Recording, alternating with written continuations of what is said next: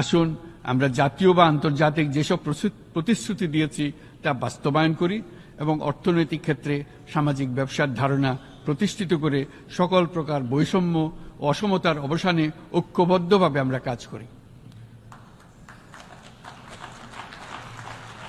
বাংলাদেশের তরুণরা প্রমাণ করেছে যে মানুষের স্বাধীনতা, মর্যাদা ও অধিকার সমুন্নত রাখার অভিপ্রায় কোনো উচ্চাভিলাষ নয়, বরং এটা সকলের নিশ্চিত প্রাপ্য।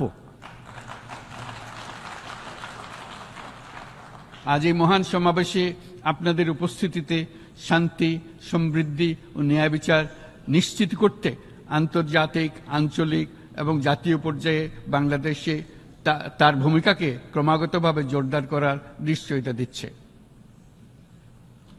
আজ আপনাদের সবাইকে শুভেচ্ছা জানাচ্ছি, ধন্যবাদ জানাচ্ছি।